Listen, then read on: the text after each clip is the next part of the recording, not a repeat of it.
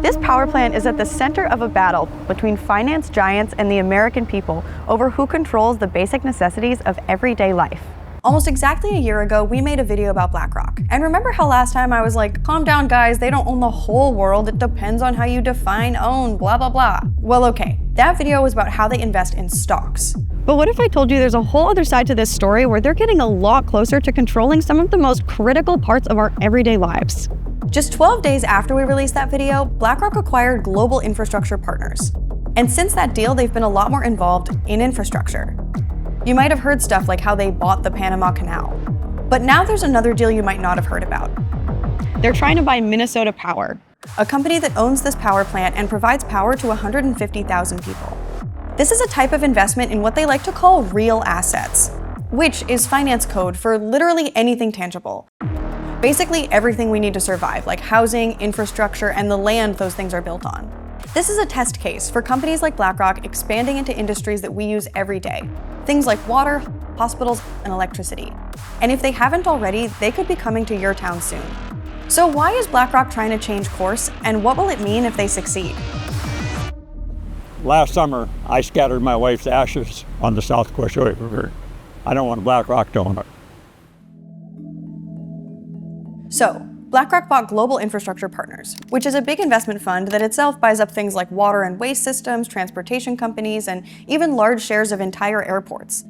If you've flown in or out of London, congratulations, you're probably a customer of GIP. So BlackRock owns Global Infrastructure Partners, which is trying to buy Elite, which owns Minnesota Power, which owns infrastructure like power plants, dams, and the land they're on.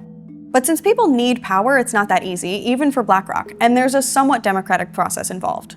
This is State Senator Jen McEwen, who represents many of the people who would be affected by the buyout. Wisely and correctly, we have a Public Utilities Commission, at the very least, to try to provide some regulatory oversight for these entities that have this monopoly over providing this essential service. Usually when private equity and asset managers buy stuff, they just do it behind closed doors. But because people would literally die without power, it's considered a critical service, and therefore a regulated monopoly under Minnesota law. BlackRock doesn't necessarily have the same amount of reporting responsibilities as a publicly traded corporation. We've had a lack of transparency already regarding our rates and the quality of services in our community in Superior. That ability to access that data would be decreased by the purchase, which would be a huge problem. The community has made it clear that they oppose the deal, and a judge has already recommended against it. But it doesn't end there. The final approval is going to come from the Public Utility Commission, a board made up of just 5 people appointed by the governor. This could have huge implications for anyone who uses basic utilities like electricity or water, i.e. the things that keep us from freezing to death in the woods. Because if they realize it's profitable, nothing will stop them. I didn't want to just sit around at my desk, so I came out here to Duluth to talk to some community members and leaders and hear what they had to say about the buyout. I went on a hike with longtime Minnesota Power employee and customer Bob Tammet. I should have asked if you want a walking stick. I got an extra walking stick. At your age, you don't need a walking stick. So I helped install the power lines that haul electricity from this powerhouse to my kitchen. This dam, the land we're standing on right here, it'll all go to the control of BlackRock. Bob took us on a hike in the Boundary Waters to see some of the infrastructure that would be sold. He's been canoeing out here for decades. But power plants, lines, and dams aren't all that GIP and by extension BlackRock would get in the deal. What concerns me about BlackRock purchasing Minnesota Power is that Minnesota Power owns a large amount of land where we're parked right now. They own a lot of real estate. Some of that real estate has minerals. So if BlackRock acquires ownership of those minerals, will they develop those minerals for the long-term benefit of northern Minnesota, or will they develop those minerals for the short-term profit of BlackRock? Back in Duluth, people were pretty concerned about their communities and bills. We depend on Minnesota Power for our regional economy, for our heat, for our transportation, and indeed for our clean water. We need this company to continue to make long-term investments in our community, but that's not what this acquisition is about. This acquisition is about maximizing short-term profit. There's a whole host of decisions that they're going to be making, and those decisions will no longer necessarily be just motivated by the board of directors working on behalf of the shareholders for Minnesota Power, a broad portfolio of people. It will just be these two private equity companies. If the Minnesota PUC does a good job and is able to hold down rate increases, the only outcome that I can imagine is that these two owners will say, well, we're not making as much money as we thought we were going to make from this thing, and they're going to sell it. And then who do they sell it to? And this kind of thing has happened before in the Upper Peninsula of Michigan with a power company called UPCO. This is Alyssa Jean Schaefer, the Director of Climate and Energy at the Private Equity Stakeholder Project. If we look at northern Michigan, there's a utility called the Upper Peninsula Power Company, or UPCO. This was acquired by a private equity firm in 2014.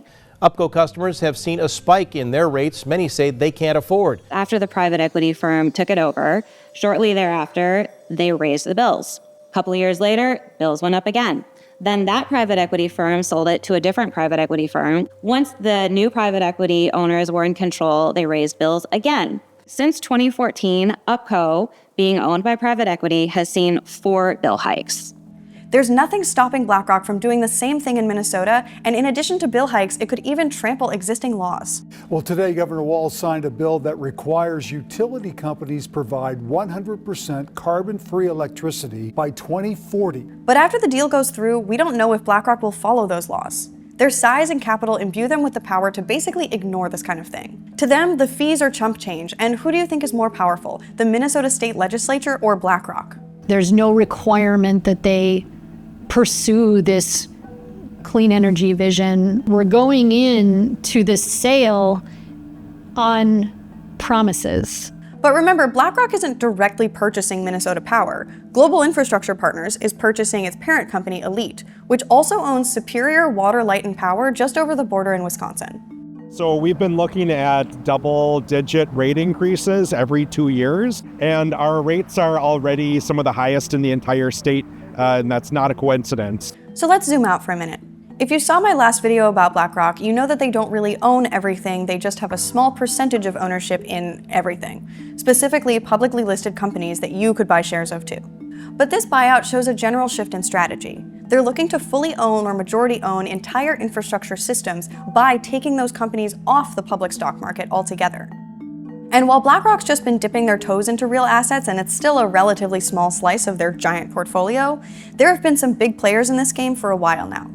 Brookfield is the biggest owner of real assets, and real assets are the bread and butter of BlackRock's doppelganger, Blackstone. Even though Blackstone is overall smaller, they're actually much more efficient at generating returns for their investors. So of course BlackRock is now looking for their piece of the pie. Here are the totally not frightening categories of things these asset managers are trying to get as much control of and profit out of as possible. Water, farmland, housing, transportation, schools and hospitals, and energy and telecommunications, including data centers. So that makes the list really all the things I, for one, wouldn't last very long without. I don't know about you, but I personally love food, housing, electricity, and water, and want affordable access to it. Check out this house. It has lines bringing in electricity and phone and internet, it has pipes bringing water in and out, roads bring in food, and tenants pay rent. BlackRock wants a cut of all of those things. In addition to potentially raising customers' bills, they might be looking for ways to cut costs. This could look like reduction in the job force. It could look at like reduction in operation and maintenance. If you don't have enough people to do a job, you're going to get people hurt. And the Minnesota Power case is just one point on the map. If we zoom out, there's a larger cycle we're already in. Here's the playbook. Asset managers buy the thing, often using debt, massive loans they get just because they're already rich. Then they run the thing as cheaply as possible for a few years and finally sell it, often to another asset manager or private equity firm, and ideally at a large profit. This is super profitable for guys like Larry Fink, but not so much for anyone who relies on the thing they bought. And there's a reason necessities like apartment buildings, water, and parking are all at the heart of this. They're things where even if you maybe kind of have a choice to use a different provider, it's logistically pretty hard or downright impossible. For BlackRock, that's basically free money. Utilities in regulated states such as Minnesota have a captive rate base. They have captive customers. Having a group of customers that have nowhere else to turn for access to electricity, that is a very attractive financial proposition. So how exactly do these deals work? They bank on you not understanding, so let's try to understand. Usually they'll set up an investment fund and give it a snazzy name like BlackRock Global Infrastructure Fund 4. And then they'll get a bunch of big companies to sign on to invest with them. The asset manager itself will invest a little bit too, just to show everyone else they have some skin in the game, but usually only between 1% and 5%. And then the investment fund, this thing they just made up like a group project for supervillains, goes and buys the thing. Investing is always about risk, but BlackRock's risk to itself is minimized because when they take out loans, they borrow against the company they're buying, not themselves. That's like if I bought a Honda Civic on a loan and then the car was in debt instead of me. And when that's a public utility, it's the customers or taxpayers even paying off that debt for them. This means you're not just paying for power or water or whatever, you're also paying off an asset manager's loan from a bank, which, if they default on, will sink the company they're buying, but not the asset manager that took out the loan in the first place. Isn't it so cool how if you or I default on our student loans or medical debt, it can ruin our lives, but if Bestie Larry, I don't know, flubs an airport and can't pay back $700 million, the captain just gets to walk away from the ship? Love that for us. Ah! Now apply this to housing and roads and tolls and everything. When this happens on a huge scale, what that means is that none of these companies exist to serve customers, they exist to maintain stuff that asset managers then own and rent back to us. And often, all these resources are intertwined. One reason BlackRock wants more control over energy is something we've all been hearing a lot about lately. America's favorite rainbow copyright infringement machine. We're in the midst of an arms race for who can own the most data center infrastructure, and never put it past BlackRock to try to get their pound of flesh. And if this isn't already a problem in your area, buckle up. It appears that BlackRock is moving very aggressively to insert themselves at just about every angle of the supply chain when it comes to AI and data centers.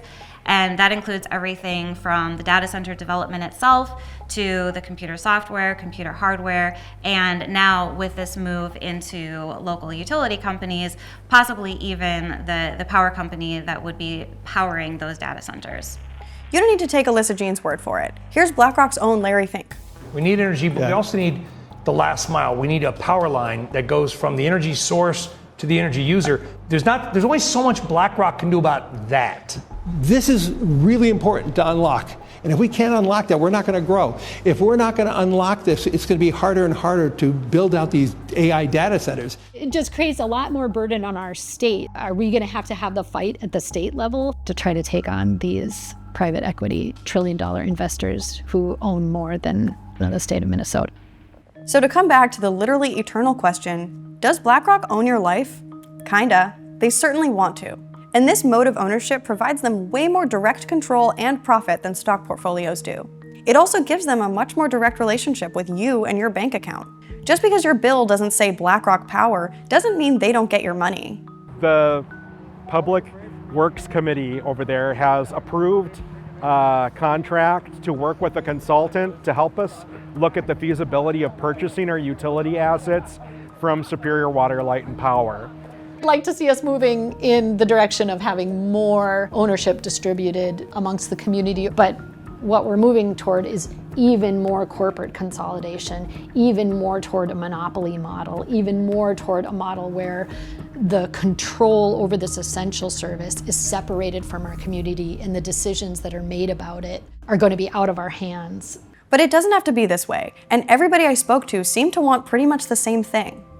In Wisconsin, they're even trying to buy their power company back to get out of this BlackRock situation and so that they won't have to go through this kind of thing again. We should remember that even though we might live a long ways apart, we're all neighbors. Our grid is all connected together. We have a little powerhouse here.